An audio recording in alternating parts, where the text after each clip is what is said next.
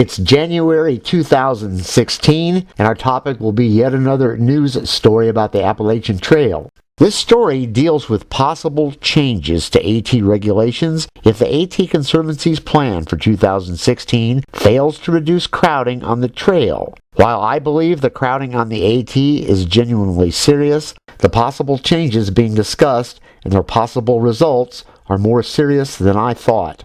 And we'll get to those possibilities in just a minute. As I said earlier, the Appalachian Trail Conservancy is encouraging flip-flop hikes as part of its plan to reduce the size of hiking crowds on the trail.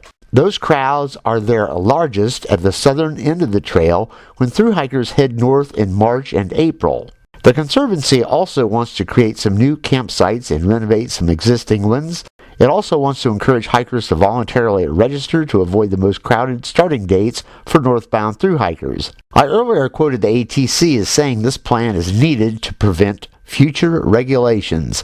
The link to that latest news story is in the description. ATC Executive Director Ron Tipton said ideas for new rules are being discussed, and those ideas are so far tentative. But one of those tentative ideas is a quota system, in particular for Baxter State Park at the trail's northern end. While Tipton said such a quota might be an eventual step, and he did not elaborate on specifics, it's easy to infer that quota would mean some hikers wouldn't be allowed into Baxter State Park. If it meant delayed admission, that also could cause trouble. After each October 15, two things happen.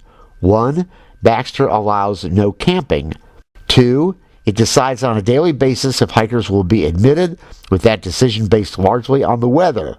If bad weather rolls in, the wait could be long. Tipton also notes the idea of a quota system for Baxter State Park might be, quote, the first. This creates the possibility that other quota systems could be enacted elsewhere on the trail.